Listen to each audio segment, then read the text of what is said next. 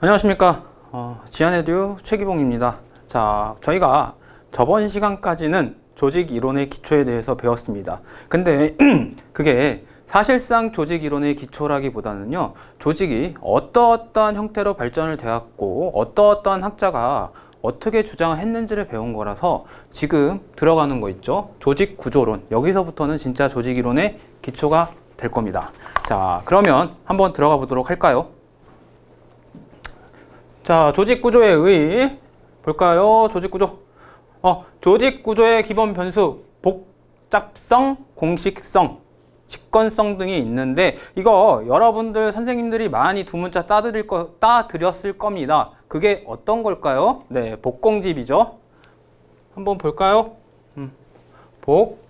복공집인데 이거에 대해서 자세하게 뜻을 알면 좋긴 하죠. 근데 여러분들이 지금 제가 이걸 설명드리면 머리가 좀 복잡해질 거예요. 그냥 아주 간단하게 설명을 드리겠습니다. 자, 복잡성. 조직이 얼마나 복잡한지, 조직에 얼마나 계층이 많은지, 어떤 부서가 많은지 그런 것들 얘기하고요. 그 다음에 공식성. 조직의 공식화가 얼마나 돼 있는지, 그 다음 직권성. 조직이 얼마만큼 통제를 할 수 있는지 그런 것들 얘기를 하는 것들입니다. 그냥 조직 구조의 기본 변수는 복, 공, 집이 있구나 이렇게만 알고 넘어가시면 됩니다. 이거에 대해서 시험 문제가 별도로 많이 나오진 않아요. 뜻도 솔직히 보시면 다 해석이 되는 뜻들이라 그때 가서 다시 푸시면 됩니다. 다음 조직 구조의 상황 변수, 규모, 기술, 환경, 전략, 권력 등이 있는데 여러분들 여기서 외워야 할 건 딱 세 가지예요. 그게 뭘까요? 자, 규모, 기술, 환경 등이 있죠. 그래서 보시면 기본 변수는 복, 공, 집이고요. 상황 변수는 환입니다. 이 나머지 전략, 권력 등은 그냥 외우지 마세요. 다시 한번. 자, 기본 변수는 복, 공, 집, 복잡성, 공식성, 직관성 등이 있고 상황 변수는 규모, 기술, 환경 등이 있습니다. 그래서 기본 변수, 복공집, 상황 변수, 규기환 이렇게 외우시면 됩니다. 자, 제가 지금 두 문자 따드렸죠? 왜 따드렸는지 잘 생각해 보세요. 중요하기 때문에 따드린 겁니다. 꼭 외우셔야 돼요. 넘어갑니다. 자, 조직 구조의 형성 원리, 고전적 조직 이론에서 강조했고 여러분 여기 고전적 조직 이론 누구 나와야 돼? 전 시간에 배웠는데 테일러 나와야 되죠. 테일러의 과학적 관리론에서 배웠죠. 그래서 목표를 달성하기 위한 여기도 나오네. 유일 최선의 조직 구조 형성 방법이라고 돼 있죠. 보시면 자, 유일 최선 조직 구조 형성 방법 이거를 원 베스트 웨이라고 하죠. 유일 최선의 원리가 있다. 누구? 테일러. 항상 얘기했지만 총론은 전체를 관통하는 틀입니다. 지금 제 말이 다 입증이 되고 있죠. 다음 사이먼. 검증되지 않은 격언에 불과하다고 비판. 제가 이거 저기서 한번 얘기를 한 적이 있을 겁니다. 행태론에서. 사이먼은 과학적으로 증명되지 않은 행정학은 검증되지 않은 격언 아니면 그냥 농담에 불과하다. 이런 류의 얘기를 했다고 말씀을 분명히 드렸어요. 그래서 이 사이먼이 주장하는 게 뭐라고 했죠?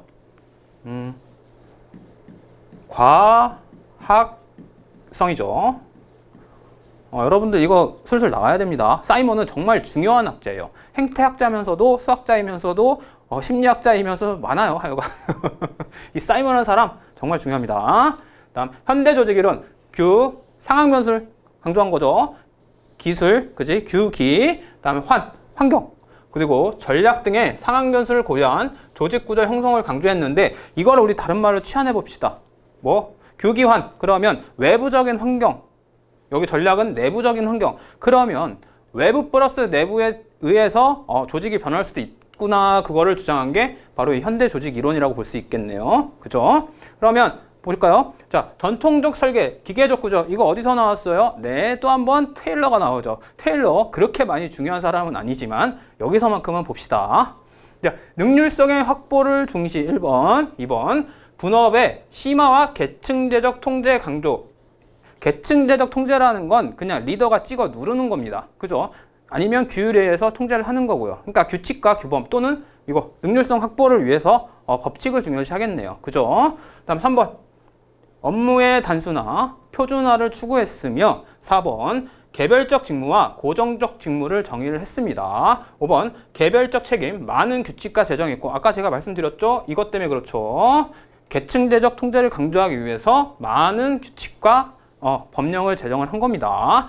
직권성, 분명한 명령 체계를 가지고 있고 7번 좁은 통솔 범위, 낮은 팀워크. 왜 낮은 팀워크일까요? 이것 때문에 그래요. 계층제적. 어차피 자기들이 팀워크를 안 이뤄도 법령에 의해서 해야 하기 때문에 굳이 팀워크를 이룰 필요가 없는 거야. 그죠? 자, 2번. 죄송합니다.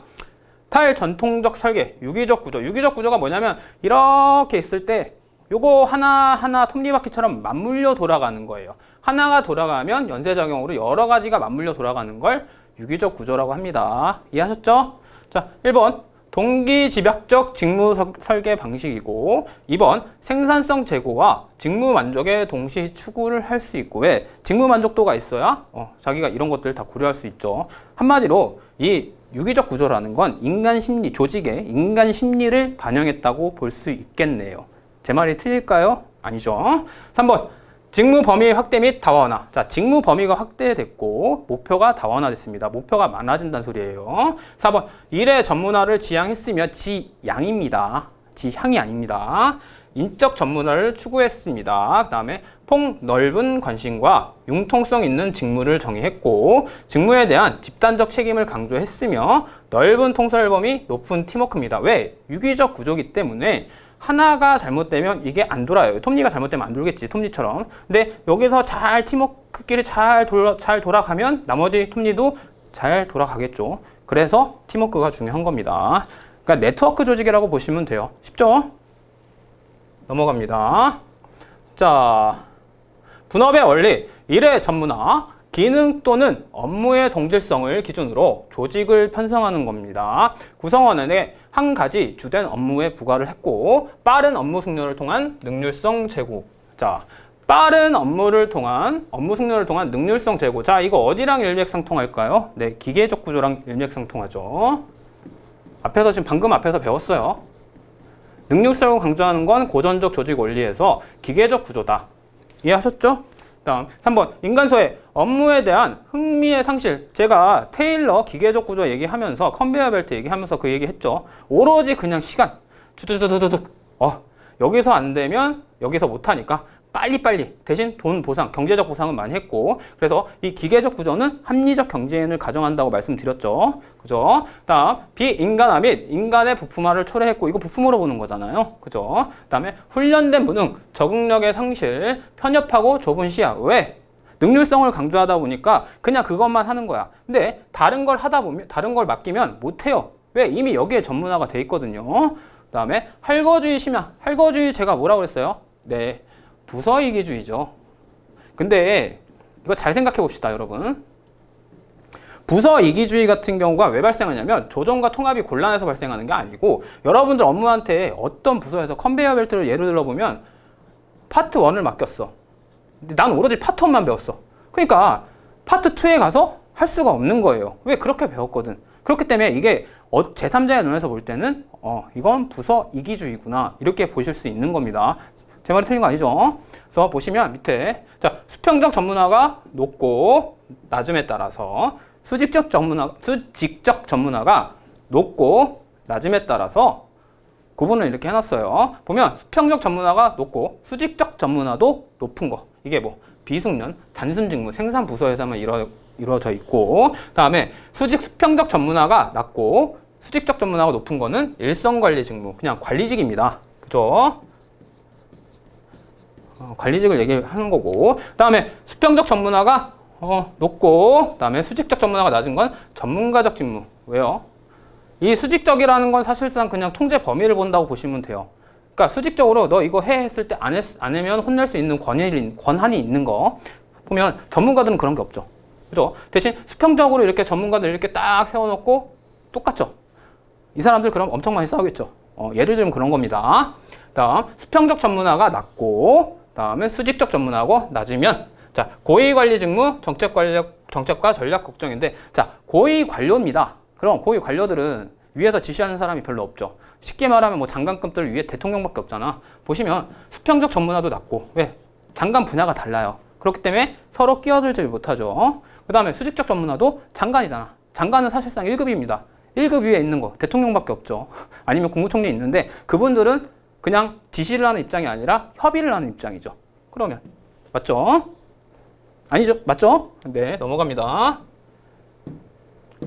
자, 조정의 원리. 공동의 목적을 위해 구성원들의 행동을 질서정연하게 배열하는 과정을 말하고 2번 전문화 및 분업화와 상반돼 있습니다. 그래서 양자의 상호 균형을 요구할 수 있고 그다음에 균릭에 따르면 계층제, 위원회 제도, 아이디어에 의한 조정이라고 말씀을 드릴 수가 있겠네요.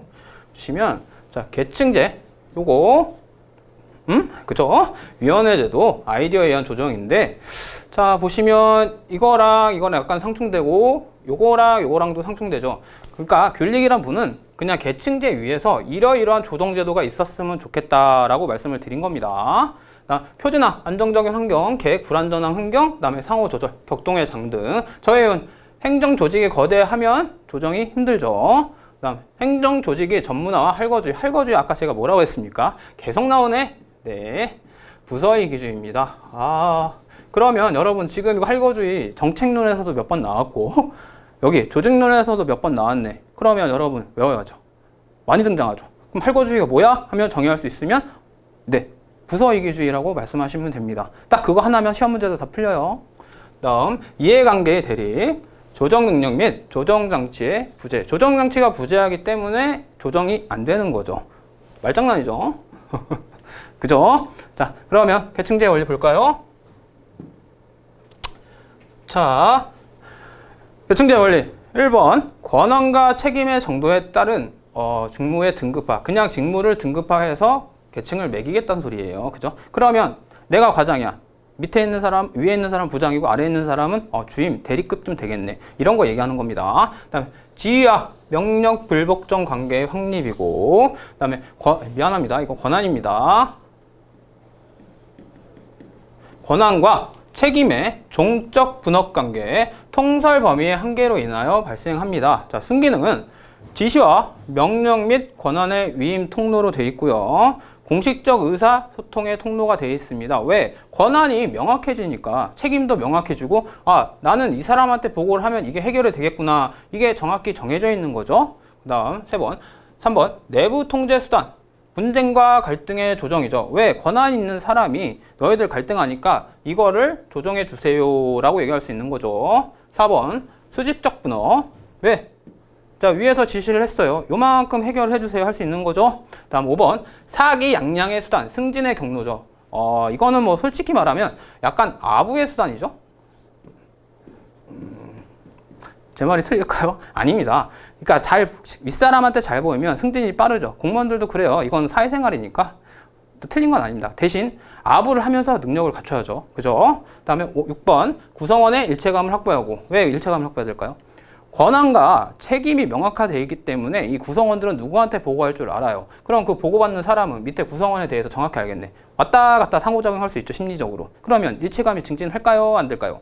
만약에 이 리더라는 분이 그 보고를 받는 리더가 이걸 다 해결해 줬어. 그럼 이 사람한테 일체감 증진시킬까 안 시킬까? 시키죠. 그거 얘기하는 겁니다. 다음에 역기능.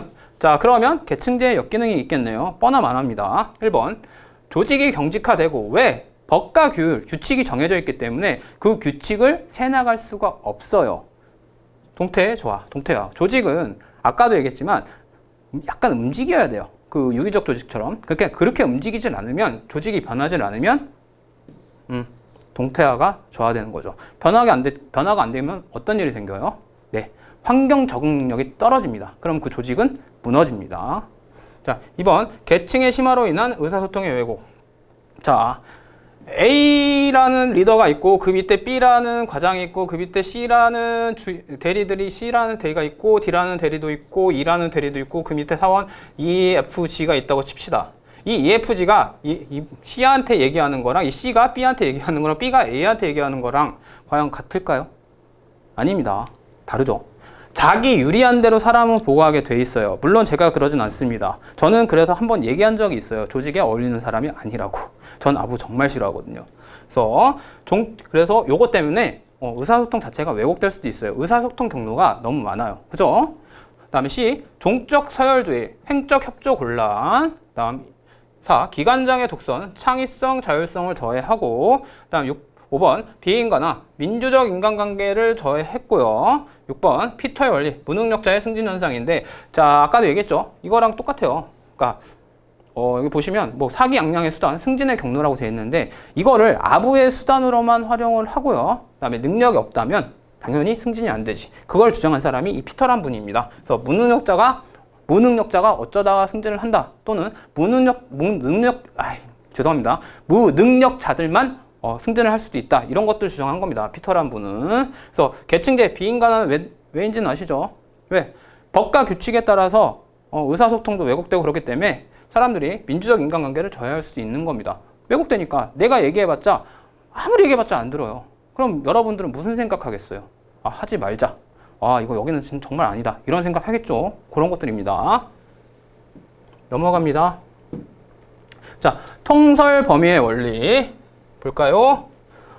감독자가 효과적으로 통솔할 수 있는 부하의 수는 일정한 한계가 있다는 원칙입니다. 그래서 감독자 메뉴에 있다고 해서 여러 수백 명을 통솔할 수 있는 게 아니고 그런 거를 한계치를 정해놓은 게 이 통솔 범위의 원리예요. 자, 2번 인간의 주의력이나 지식 및 시간의 한계로 인하여 발생됐고 계층제의 형성 원인입니다. 통솔 범위가 정해져 있으니까 이렇게 형성이 되죠. 피라미드형. 그러면 여기선 요만큼, 여기선 요만큼 다룰 수 있겠는데 왜? 이 계층이 늘어나니까 밑에 다룰 수 있는 분들이 더 많아지는 거예요. 그죠? 이해됐죠? 그래서 사이먼의 비판, 마술적인 숫자에 불과하다. 아까도 얘기했잖아. 농담에 불과하다. 또는 격언에 불과하다. 그런 얘기를 하신 분이 바로 이 사이먼입니다. 왜? 이걸 측정할 때는 과학적인 방법을 안 썼다고 생각을 하신 분이에요. 자, 확대 요인. 업무의 표준화 또는 공식화, 일상적 기술, 뛰어난 상관과 부하의 능력, 부하의 창의성이나 사기의 양량, 교통, 통신의 발달 등이 있습니다. 교통, 통신이 발달할수록 당연히 통솔 범위가 늘어나겠죠. 그 다음에 창의성이나 사기성이 양량할수록 여러분들 권한이 많아지고 책임이 많아지죠. 그러다 보면 요만큼 맡을 거를 요만큼 늘리면 여러분들 밑에 부하들은 요만큼 늘어날 수도 있다는 겁니다. 근데 이거는 솔직히 말씀드리면 약간 좀 정치적 개념으로 아까 인간관계로서 제가 한 번 말한 적 있죠.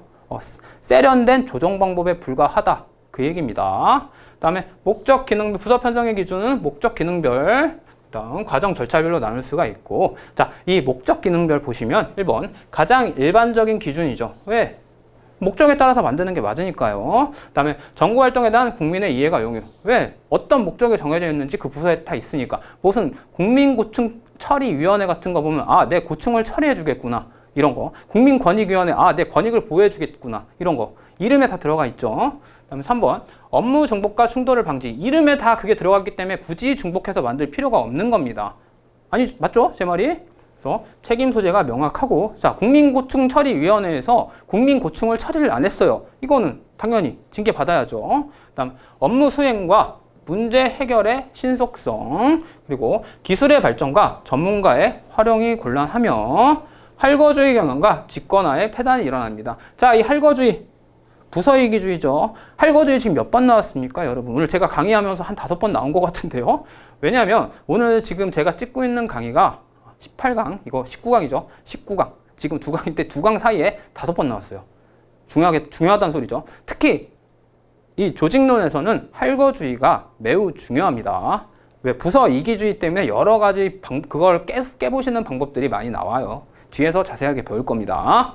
자, 그래서 과정 절차별을 보면 복잡성, 다양성, 이질성이 높을 때 유용하며 통계청, 조달청, 국세청, 법제처 등 최신 기술과 전문가의 활용이죠. 여기서 보시면 자, 국세청 누가 있을까? 네, 세무직 공무원들 있죠. 세무직 공무원들 필수적으로 뭐 배우는지 아세요? 여러분들 이 세무직 공무원 합격하시면요 6개월에서 1년간 뭘 배우시냐면 세법하고 회계만 죽어라 배웁니다.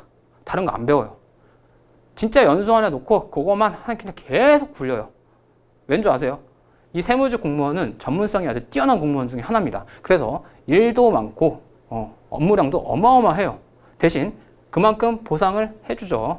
뭐 10년 이상 되면 여러분들 나중에 거기 가서 근무해 보시면 10년 이상 되면 뭐를 주는 게 있어요. 그거 가보시면 압니다. 그러니까 세무직 공무원을 합격을 하시던 어떤 공무원을 합격하시던 한번 합격해 보시면 제대로 알 수 있으니까 우리 열심히 해봅시다. 자, 4번 통합관리, 예산의 절감, 규모의 경제. 5번 경력 발전 경로, 직업공무원제의 확립. 6번 부처 간의 조정이 곤란하고 과정 절차별로 했으니까 목적 기능별이 아니잖아. 그러니까 과정 절차별대로 했기 때문에 과정이 겹칠 수도 있고 절차도 겹칠 수도 있죠. 왜? 목적이 아니니까요. 그죠? 넓은 안목의 관리자 양성이 곤란하고 왜? 요것만 봐요. 요 과정만. 그러니까 넓은 안목 보는 게 힘들죠. 18번 목적보다 수단을 중시하는 경향이 있습니다. 목적보다 수단을 중시하는 경향, 이거 제가 뭐라 그랬어요? 인간을 목적으로 대하라, 수단으로서 대하지 말라. 그거랑 똑같죠? 넘어갑니다.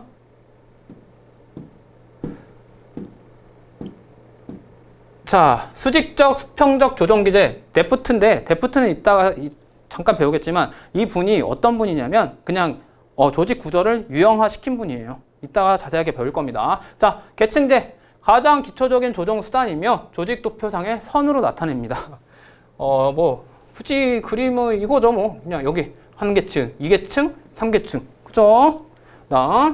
규칙과 계획, 표준 정보를 제공해 줄 수 있고 직접적인 의사소통 없이 업무 조정이 가능합니다. 왜? 이미 규칙과 계획으로 정해져 있어요. 이거 안 지키면 너희들 규칙 위반이야, 너희들 법령 위반이야, 너희들 법규 위반이야, 이렇게 해놓고 징계 먹이면 됩니다. 간단하죠? 이게 간단한 얘기지만 어마어마하게 무서운 얘기입니다. 특히 공무원들한테는. 그리고 계획이 규칙보다 좀 더 장기적인 표준 정보를 제공해 줍니다. 왜? 계획을 이미 세워놨으니까 그 조직은 그 목표를 달성해야 되거든요. 근데 규칙은 그냥 단기적인 목표를 보고 요건 요렇게 합시다 이렇게 정해놓은 거잖아요. 그 차이예요. 계층직의 축약, 상간의 통솔 범위 축소, 좀 더 밀접한 의사소통과 통제가 가능하며 계층직위가 추가되면 이렇다는 겁니다. 수직정보 시스템, 정기보고서, 문서화된 정보, 전산에 기초한 의사소통, 수직적 조정에 필요성과 조정 비용이 가장 높은 단계입니다. 수직 정보 시스템은 그냥 아래에서 위로 보고를 올리는 거예요. 위에서 아래로 지시를 하고 요 보고를 보고 판단을 하는 거죠. 이 사람에 대해서. 저도 지금 솔직히 여기서 선생님 말고 회사에서는 주임이라는 직위가 있기 때문에 그 주임이라는 직위에 따라서 저도 저희 대표님한테 보고를 따로 올리긴 합니다. 그런 것들이에요. 그럼 대표님이 그걸 보시고 저한테 지시를 하겠죠. 요 얘기입니다. 수직 정보 시스템. 그죠? 자, 수평적 연결 기제, 정보 시스템을 통한 구성원들의 정규적인 정보 교환이 되고, 이거 뭐냐면 여러분들 회사 들어가시면 그룹웨어라는 걸 쓸 겁니다. 그 그룹웨어 보면 각종 지식들 또는 각종 정보들, 각종 양식들이 다 거기에 써 있어요. 그런 것들 보고 참고하라고 만들어 놓은 것들, 그런 것들 정보 시스템이라고 하는데, 이게 나중에 여러분들 배울 때 뭘 배우냐면 뒤에서 MIS라고 배울 겁니다. 매니지먼트 인포메이션 시스템인데 이건 경영정보 시스템이라고 해서 이게 아주 구체화된 수단이 이거예요. 요걸 가지고 경영을 파악하는 겁니다. 근데 행정학에서는 깊게는 안 들어가요. 그냥 MIS가 있구나 정도만 아시고 들어가시면 됩니다. 아셨죠? 자, 직접 접촉. 관계된 관리자의 직원들의 직접적인 접촉. 직접 접촉하겠죠? 저도 사원들끼리 많이 접촉하고 주임들끼리도 많이 접촉하고 대화도 많이 나누긴 하는데 필요 없는 대화는 잘 안 합니다. 농담 같죠? 진짜예요. 자, 임시작업단. 자, 이거 여러분들 보면 하나 생각나야 되는데 영어로 태스크포스, TF라고 그러죠. 많이 나왔었습니다. 예전에 한번. 아이고, 이거 뭐냐. 죄송합니다. 자, TF라고 하죠. 그래서 일시적인 문제에 대한 부서 간의 직접적인 조정이 들어가는 걸 태스크포스라고 하고, 프로젝트 매니저, 조정을 담당하는 정규직위를 두는 방식이며 부서 내에 위치하는 연락 담당자와는 달리 부서들 밖에 위치하고 있습니다. 프로젝트 매니저들은. 왜 밖에 위치하는 줄 아세요? 자, 이거를요, 프로젝트 매니저는 보통 PM이라고 합니다. PM은 어디에 많이 쓰이냐면 프로그램 개발할 때 많이 쓰여요. 여러분들이 지금 행정을 배우면서는 솔직히 말해서 잘 접할 기회는 없을 거예요. 근데 이 PM들은 외부에 있으면서 이 프로젝트 전체를 총괄해야 하기 때문에 외부적인 환경, 내부적인 환경을 동시에 봐야 돼요. 그렇기 때문에 외부에 있을 수밖에 없어요. 내부에 있으면 통제하게 되거든. 통제를 하면 안 돼, PM들은. 브레인스토밍이랑 약간 비슷하죠. 근데 이게 PM이 잘못 변질되면 내부에서 통제를 하게 돼요. 그렇게 되면 어떤 일이 생기느냐? 우리는 분명히 이런 걸 만들어 달라고 했는데 안 만들어져요. 왜 그럴까요? 네, 자기들 불편한 걸 알기 때문입니다. 농담 같죠? 진짜입니다. 그렇기 때문에 PM은 무조건 외부 쪽, 외부 인원을 주는 게 맞아요. 저도 그렇게 배웠고요. 자, 그러면 자, 프로젝트 팀, 영구적인 사업단, 가장 강력한 수평 조정 장치죠. 프로젝트 팀은 그냥 영구적인 사업단이라고 외우시면 돼요. 왜 가장 강력한 수평 조정 장치라고 보시면 그냥 어떠어떤 프로젝트에 따라서 전문가들이 모이는 겁니다. 그 전문가들이 권한이 있는 게 아니고 다 그냥 하나의 링크드 있는 상태, 수평적인 링크드 있는 상태라서 센 거예요. 가장 강력하죠. 수평적으로 연결되어 있으니까. 그리고 이걸 통제할 수 있는 게 위에서 PM. 그러니까 이 전문가들 안에서 PM이 통제를 하게 되면 전문가들의 창의성을 방해하게 되는 거죠.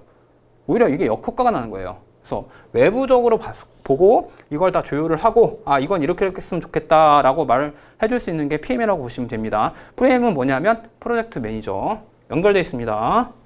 잊으시면 안 돼요. 자, 넘어갑니다. 자, 조직구조의 변수. 드디어 나왔네. 자, 여러분들 여기 제일 헷갈려 한다고 그랬죠. 왜 그러냐면 이게 여러분들 읽었을 땐 분명히 공식성 같아. 근데 시험 문제 까보니까 공식 복잡성이에요. 이런 경우가 많아요. 그게 왜 그런 줄 아세요? 정의가 정확히 안 돼서 그렇습니다. 그러니까 여기서 여러분들 정의를 정확히 알고 가셔야 됩니다. 자, 여기 그 조직론 제가 지금 계속 쭉 읽으면서 필요한 부분 설명하고 있죠. 조직론은 계속 그렇게 나갈 거예요. 여기에는 제 배경 지식은 조금 아주 줄이고 그다음에 이 내용에 따라서만 나갈 거니까 그거에 대해서는 뭐 양해를 해주세요. 왜 그러냐면 조직론 같은 경우는 제 주관이 개입되면 너무 힘들어져요. 저도 사회생활을 하고 있기 때문에 이게 안 맞는 부분이 좀 있습니다. 조직생활 해보신 분들은 알죠. 이론이랑 실제랑 너무 달라요. 이런 얘기 많이 하신 분들 많아요, 저한테. 그러니까 요거는 그냥 있는 그대로 표면적인 것만 설명을 드리겠습니다. 자, 조직 구조의 변수 외에 조직의 효율성에 영향을 주는 구조적 요소 내지 지표라고 했는데, 자, 여러분 효율성 뭐라고 그랬죠? efficiency, effectiveness. 자, efficiency는 능률성이었고 효율성은 effectiveness. 뭐예요? 네, 목표 달성도를 얘기하는 겁니다. 그러면 쉽게 취한을 해볼까요? 목표 달성도. 글씨, 글씨 악필이라고 혼났는데 또 이렇게 썼네. 죄송합니다. 자, 그래서 조직의 목표 달성에 영향을 주는 구조적 요소 내지 지표라고 말씀드릴 수 있죠. 다음, 상한 변수가 기본 변수에 영향을 주며 기본 변수의 값에 따라 조직 구조가 결정됐고, 기본 변수는 복잡성, 공식성, 직권성 등이 있어서 이거를 복공집이라고 했죠. 그러면 상한 변수는 규기환. 계속 제가 암기를 시켜드리죠. 이건 꼭 외우셔야 됩니다. 종류라도. 규모, 기술, 환경, 전략 등이 있는데 전략은 보지 마세요. 그냥 규기환이 있구나. 그래서 기본 변수 플러스 상한 변수는 몇 개? 6개라는 걸 꼭 아셔야 됩니다. 자, 다시 한번 반복 해볼까요? 자, 조직의 기본 변수. 복잡성, 공식성, 직권성. 그다음에 상한 변수 규모, 기술, 환경. 복공집, 규기환 꼭 외우셔야 됩니다. 자, 복잡성엔 그러면 뭐가 있을까? 어떤 얘기를 할까요? 자, 직무의 분화 정도, 목적을 달성하기 위해 활동이 분화되어 있는 정도인데 이 분화라는 뜻은 그냥 나눠져 있다 라고 보시면 됩니다. 나누기, 분화가 나누기입니다. 나누기 되어 있다. 그 다음에 수평적 분화, 직무의 전문화, 분화, 부서화 등. 자, 이렇게 나눠지는 게 수평적 분화죠. 그럼 수직적 변화는 이렇게 나눠지겠네. 그치? 수직적 분화, 조직 구조의 깊이 정도, 깊이죠. 그죠? 그 다음에 조직의 계층수. 이거에 따라서 계층이 몇 가지가 결정되겠네요. 이 두 개를 합치면 계층수가 나오죠. 그죠? 자, 장소적 분산, 인적, 물적 자원들이 공간적으로 분산된 정도를 말하며 규모의 증대, 높은 조직의 복잡성. 규모가 커지니까 당연히 높은 조직은 복잡해지죠. 왜? 이 깊이가 길어지니까, 깊어지니까. 규모가 커지면 깊이는 깊어지죠. 제 말 맞죠? 다음, 구조의 복잡성은 환경의 복잡성을 반영했고 이는 다양한 부서의 필요성을 의미합니다. 구조가 복잡해지면 당연히 환경이 복잡해지는 겁니다. 그러면 역으로 환경이 복잡해지니까 구조도 복잡해질 수 있겠네. 제 말이 맞아요? 잘 생각해 봅시다. 구조가 복잡하니까 환경이 복잡해지겠네. 말이 안 됩니다. 그죠? 근데 환경이 복잡해져서 구조가 복잡해졌구나. 이게 말이 되는 거죠. 여러분들 이거 말장난 조심하셔야 됩니다. 다시 한번. 구조가 복잡해지면 환경이 복잡해진다. 아니죠. 환경이 복잡해졌기 때문에 구조가 복잡해졌다. 이게 맞죠? 그래서 다양한 부서의 필요성을 의미하는 거고, 높은 복잡성, 높은 분권화, 좁은 통솔 범위. 자, 높은 복잡성은 높은 분권화와 좁은 통솔 범위를 의미하죠. 왜? 깊이가 깊어지니까. 깊이가 깊어질수록 이 피라미드형에서 요거, 그죠? 좁은 통솔 범위죠. 이해했죠? 그 다음에 높은 행정농도와 사업 변동률, 개혁에 대한 요구가 증대되고 시행은 곤란합니다. 왜? 왜 그럴까요? 너무 복잡해지면 조직 자체가 유지가 안 됩니다. 조직은 최대한 단순화시키는 게 맞아요. 구성원의 사기가 저하되고, 왜? 너무 복잡해지니까 내가 한 일이 티가 안 나. 그럼 당연히 사기가 저하되죠. 그리고 낮은 업무 몰입도. 아까도 얘기했잖아요. 그죠? 자기가 한 일이 티가 안 나는데 굳이 열심히 할 필요 있을까? 그러면 자기 사기도 떨어지는 겁니다. 제 말이 틀릴까요? 아니죠. 넘어갑니다. 자, 조직 구조의 분수, 공식성. 그죠? 볼까요? 자, 조직 내 규칙과 절차, 그리고 지시와 의사 전달의 문서화 정도며 공식화, 작업 방식의 문서화 정도, 표준화, 투입 과정. 자, 투입 과정 산출 등의 통일성 또는 규격화 정도를 말하며 높은 공식화, 규모의 증대, 안정적인 환경, 일상적 기술, 높은 직권화, 낮은 변동률, 일의 전문화 촉진, 인적 전문화 약한데 이게 뭔 소리일까요? 자, 높은 공식화가 되면 공식적인 문서가 그만큼 많다는 소리예요. 그러면 당연히 규모가 증대되죠. 왜? 공식화된 문서가 많으니까 그 조직을 통제 또는 유지할 수 있는 노하우가 쌓였겠네. 그죠? 그러면 당연히 안정적인 환경이 되고, 그러면 일상적 기술을 사용할 수 있겠네. 일상적 기술은 그냥 일상에서 사용하는 기술이라고 보시면 돼요. 앞에서 배웠죠? 그냥 뭐 생산부서 뭐 그런 것들 거기에서 나오니까. 그 다음에 높은 직권화. 왜? 이미 공식화가 돼 있기 때문에 직권화 자체가 쉬운 겁니다. 그죠? 그리고 낮은 변동률. 변동이 낮죠. 왜? 공식화 이미 돼 있으니까. 이해되죠? 이해되죠? 그 다음에 전문화도 촉진하고. 왜? 이미 규정이 있는 거야. 여기까지만 딱 가면 여기까지 하고 요거 전문화 높입시다. 이런 얘기가 되는 겁니다. 그 다음에 인적 전문화는 약화되고. 일의 전문화는 강한데 인적 전문화는 약화되는, 이게 무슨 소리냐면 이 사람이 뭔가를 배우고 싶은데 그걸 못 배워요. 왜? 일의 전문화. 일 자체를 전문화해야 되니까. 그런 것들 얘기하는 겁니다. 상충되는 거죠, 약간. 그래서 장점. 예측 가능성과 안정성을 제고했고, 왜? 높은 공식화니까. 그 다음에 객관성과 보편성 확보. 왜? 규칙이 공식화된 거니까. 자, 직접적인 감독의 필요성이 감소했고, 왜? 규칙이 공식화되는 거니까. 자, 지금 제가 규칙이 공식화되는 거니까 1, 2, 3번 다 얘기했습니다. 그 다음에 4번. 시간과 노력이 절감했고 경제성을 확보했죠. 이야기했죠. 그 다음에 2번. 단점. 그러면 공식화에 따른 단점은 뭘까요? 이거랑 반대겠네요. 자, 봐요. 조직의 신축적 운영 저해. 왜? 예측 가능성, 안정성을 제고를 하게 되면 조직은 어떻게 돼야 돼요? 견고해야 돼요. 견고해야 되니까 당연히 신축성이 저해되죠. 안정성을 높이려면 견고해야 되잖아. 그죠? 그 다음에 2번. 환경 변화에 대한 신속한 대응이 약화돼 있고요. 3번. 조직의 자율성과 창의성이 저해됐고. 맞죠? 자, 1번 하나로 지금 1, 2, 3번이 다 해결됩니다. 반대로. 4번. 법문 용례, 형식주의와 동조과잉. 지나치게 동조한다. 그런 걸 동조과잉이라고 합니다. 그 다음에 5번. 인간 소유 현상, 비인간적 풍토. 왜? 자, 객관성과 보편화를 확보를 하기 위해서는 여러분들 안타깝지만 조직에서는 잔인해야 됩니다. 잔인하고 규율을 안 지키는 사람은 잘라내야 돼요. 그게 왜 그러냐면 그러진 않으면 그 조직은 무너집니다. 자, 높은 경고딕. 경고딕이래. 죄송합니다. 자, 경고딕 어디 나오죠? 네, 한글에 나오죠. 헛소리였어요. 미안합니다. 높은 경고딕. 미안합니다. 자, 객관성과 보편성 확보를 위해서는 그럼 규칙이 엄해야겠네. 그럼 엄하면 당연히 인간 소유 현상이 일어나죠. 그리고 비인간적 풍토도 있겠죠. 왜? 규칙에 따라서니까. 그죠? 자, 넘어갑니다. 자, 조직 구조의 변수 3. 직권화, 직권성이라고 얘기를 하죠. 보면 직권화 외엔 소규모 조직은 직권화가 쉽죠. 왜? 그만큼 공식화가 적게 되니까. 그리고 사람이 적으니까 위에서 리더가 찍어 눌러야 되거든. 그죠? 그 다음에 신설 조직이거나 선례가 없을 때 얘기했죠. 그 다음에 최고 결정자의 영향력이 증대될 때. 소규모 조직이기 때문에 여기서 이 한 사람이 결정하는 게 다 들어가는 거야. 그치? 그 다음에 위기의 발생이나 경쟁의 격화, 조정이나 통일성의 요청, 자원의 증대와 관심의 증대, 규칙과 절차 및 교통, 통신의 발달. 맞죠? 교통, 통신이 발달하면 그만큼 집권할 수 있는 범위가 넓죠. 왜? 통제할 수 있는 범위가 늘어나는 겁니다. 맞죠? 그러면 분권화 이유는 뭘까요? 자, 대규모 조직. 대규모 조직이니까 이 한 사람이 통제하기가 힘들어. 그러면 최고 경영자 한 두세 명 뽑아서 아니면 이사들 뽑아서 통제권을 넘기면 되겠네. 분권화죠. 그죠? 다음 2번. 조직의 역사가 길 때. 조직이 길면 당연히 그만큼 버틸 때까지 대규모 조직이 된 거죠. 그죠? 뭐 예를 들면 L 그런 기업들 보면 엄청 크죠. 대기업이라고 하죠. 그다음 3번. 복잡성과 동태성의 증대. 자, 조직이 환경이 복잡해지고 이건 환경입니다.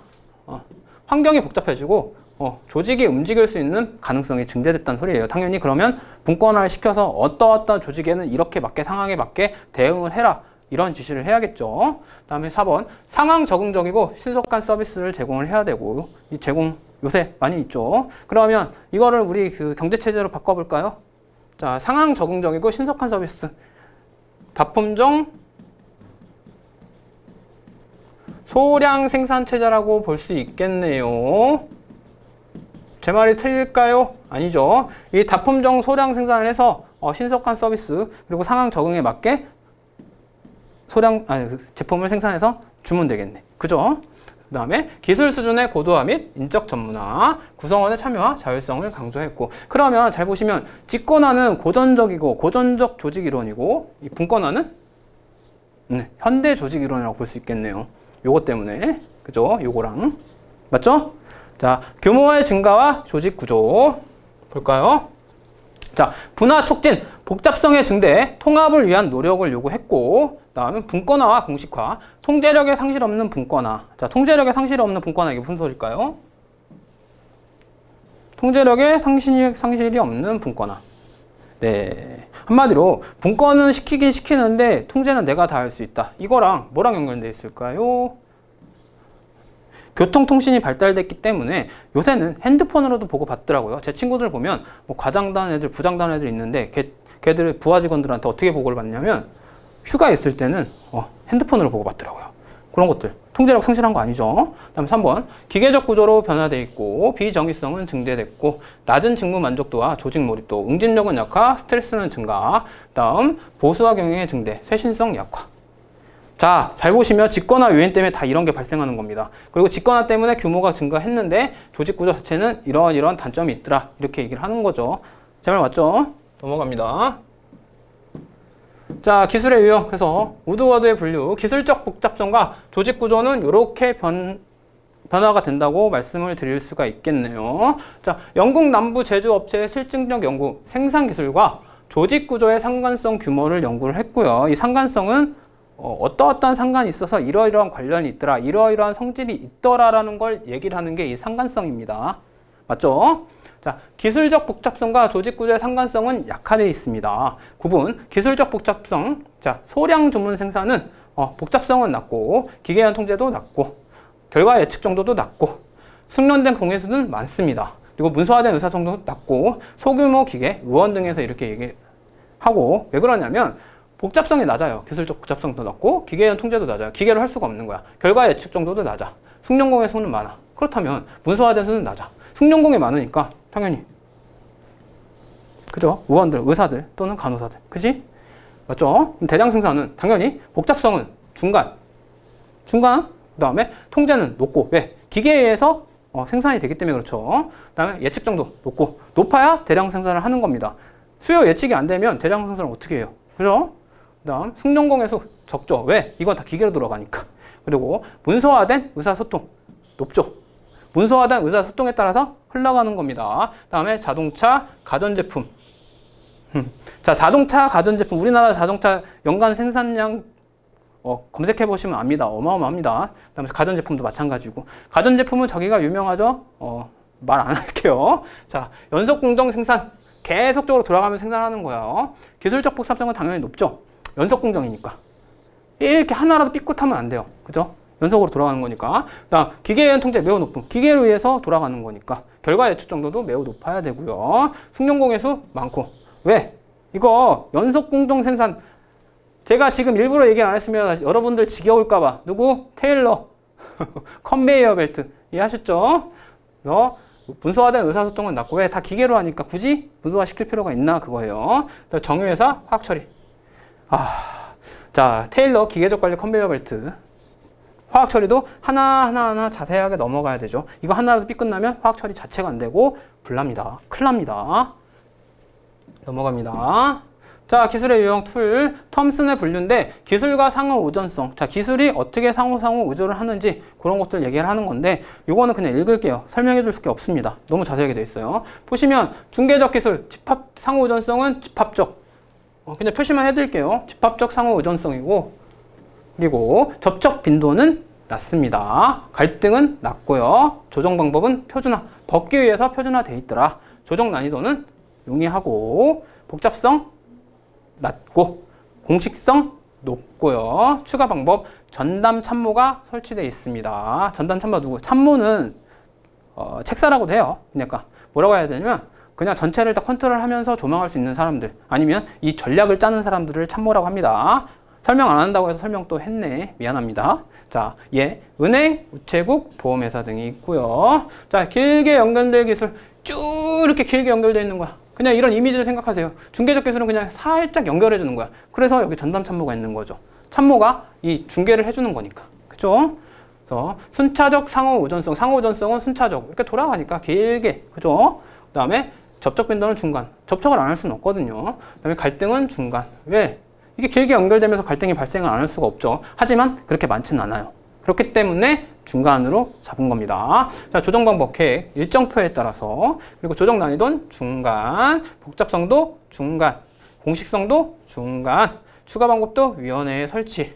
그다음에 얘는 대량 생산 조립 라인. 자, 컨베이어 벨트. 그죠? 길게. 이게 왜 다 중간이고 다 갈등도 중간이냐면 여기서 잘못했을 때만 이게 싸움이 일어나는 것 또는 갈등이 일어나는 거지 여기서 제대로 하면 갈등이 안 일어나잖아요. 이 확률 자체가 그렇게 높진 않습니다. 그렇기 때문에 다 중간으로 잡은 거예요. 조정 방법 계획 일정표에 따라서. 그죠? 왜? 여기서 요만큼 생산을 해주세요 하면 그걸 받아서 요 B라는 사람이 또 그만큼 생산을 하는 거니까. 제 말이 틀린 거 아니죠? 자, 집약적 기술. 교적 상호 의존성인데 이 교란 말을 빼고 그냥 서로 상호 의존하는구나. 그렇게 생각하시면 돼요. 제일 강합니다. 그래서 접촉 빈도도 제일 높고 갈등도 높고 조정 방법도 상호 적응이고 조정 난이도도 곤란합니다. 왜? 서로 전문가라고 웃기는 거예요, 이건. 맞죠? 그 다음에 복잡성도 높고 공식성은 낮고 왜? 전문가들이니까 당연히 복잡성은 높아요. 전문가들 갖고 있는 기술적 수준은 높죠. 하지만 공식성은 낮을 수밖에 없는 게 이 사람들은 서로 협의가 잘 안 돼. 한번 제가 얘기한 적 있을 거예요. C 언어, 그 다음에 자바 프로그래머. 둘이 싸웠는데 6시간 동안 뒤지게 싸우더라. 똑같죠? 자, 그 다음에 프로젝트 팀 등. 이게 여기 나왔네. 아까 전 시간에, 요 전에 제가 그 얘기 했습니다. 프로젝트 팀, 전문가들 모여서 하나의 프로젝트를 구성하는 거다. 그죠? 그 다음에 종합병원 등이 있습니다. 이해하셨죠? 넘어갑니다. 종합병원 왜 그런 줄 아세요? 의사들, 간호사들, 수간호사들 어마어마하게 많은데 이분들 다 전문가죠. 자, 기술의 유형 3. 폐로 분류, 기술의 불확실성과 조직 구조. 이거는 좀 중요합니다. 근데 여기도 물론 읽기만 할 거예요. 왜 그러냐면 이게 시험 문제 많이 나오긴 하는데 등장했다 안 했다 등장했다 안 했다 하긴 하지만 되게 중요한 파트예요. 그렇기 때문에 약간의 설명은 곁들이겠지만 여러분들 만족할 수준은 아닐 겁니다. 그냥 살짝 읽을 거예요. 자, 과제 다양성. 기대하지 못하거나 새로운 사건의 빈도. 자, 새로운 사건이 일어날 수 있는 여러분들 출제 빈도라고 하죠. 그런 거 똑같아요. 출몰할 수 있는 가능성. 그걸 빈도라고 하는 겁니다. 분석 가능성. 객관적으로 분석되어 있어 표준 절차에 따라 업무 수행이 가능한 정도를 얘기하며 구분은 이렇게 되어 있습니다. 과제행 다양성이 낮고 그다음에 과제행 다양성이 높고 자, 과제 다양성 뭐라고 했어요? 기대하지 못하거나 새로운 사건의 빈도. 그러면 쉽게 새로운 사건이 출몰할 수 있는 횟수 그걸 얘기하겠네요. 사건 출몰 횟수라고 합시다. 사건 횟수. 그다음 분석 가능성은 낮고 높은. 자, 그러면 분석 가능성은 객관적으로 분석되어 있어 표준 절차에 따라 업무 수행이 가능한 정도라고 했죠. 그럼 표준 절차, 표준화가 낮은 정도, 표준화가 높은 정도라고 할 수 있겠죠. 자, 봐요. 그러면 사건 횟수가 낮고 표준화도 낮아. 그럼 장인 기술이겠네. 왜? 장인들한테 가서 이걸 만들어주세요 할 수 있는 확률이 얼마나 될까? 유명하지 않은 이상 별로 없죠. 그리고 이 장인들은 자기만의 기술이 있기 때문에 표준화도 낮죠. 제발 맞죠? 다시 그러면 자, 표준화가 높고 과제 사건 횟수가 낮은 거 일상적 기술이죠. 왜? 이미 표준화가 돼 있기 때문에 일상적에 생산할 수가 있는 거야. 하지만 사건 횟수는 적죠. 이미 일상적인 업무니까. 제 말 맞죠? 그리고 과제 대항성 사건 횟수가 높고 그다음에 분석 가능성이 낮은 거. 아니, 표준화가 낮은 거. 비일상적 기술. 말장난이죠? 일상화되지 않는 그냥 어떠어떠한 형태에 의해서 만들어지는 것들. 그런 것들. 그죠? 그다음에 봐요. 과제 대항성 사건 횟수가 높고 표준화도 높은 거. 공학적 기술이죠. 공학은 공식에 따라 또는 절차에 따라 만들어져야 정확하죠. 한번 예를 들어 볼까요? 자, 우주공학 같은 거. 우주로켓 만들 때 우주공학 들어가죠. 비행공학도 들어가고. 그거 공식화, 표준화 안 돼 있으면 발사하다 터지겠죠, 로켓. 그쵸? 제 말 맞죠? 아주 극단적인 예입니다. 그리고 다시 한번 우주 개발할 때 제가 뭐 쓰인다고 그랬어요? 어떤 거? 정책론에서. 네, 파트 CPM. 그거까지 그냥 외워두세요. 파트 CPM은 우주 개발에 쓰이는구나. 아셨죠?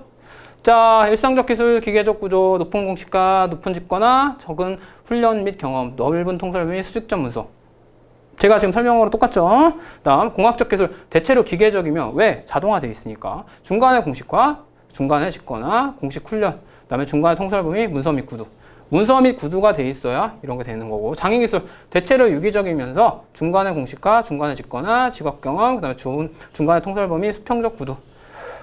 자, 여러분, 이거는 보지 마세요. 왜? 안 맞죠, 약간? 이거는 그냥 펼쳐놓은 겁니다. 펼쳐놓은 건데 여러분들 받을 건 이거예요. 과제 다양성이 낮고 분석 가능성이 낮은 건 장애기술이 있구나. 여러분들 9급 수준 또는 7급 수준에서는 요 정도까지는 7급 수준은 요 정도까지 나올 수는 있겠다. 근데 이것도 말을 좀 바꿔서 나오기 때문에 이렇게 된다고만 보시면 안 됩니다. 아셨죠? 여기서 그냥 외우세요. 그리고 비일상적 구술 뭐 이런 것도 그냥 보시고요. 넘어갑니다. 자, 조직구조의 유형, 데프트 모형. 자, 여러분 여기서 잠깐 끊을게요. 왜 그러냐면 이 조직구조의 유형부터는 조금 시험 문제 많이 나오니까 중요한 거니까 여기서부터는 새로운 강에서 뵙도록 하겠습니다. 19강 여기까지 하겠습니다. 수고하셨습니다. 감사합니다.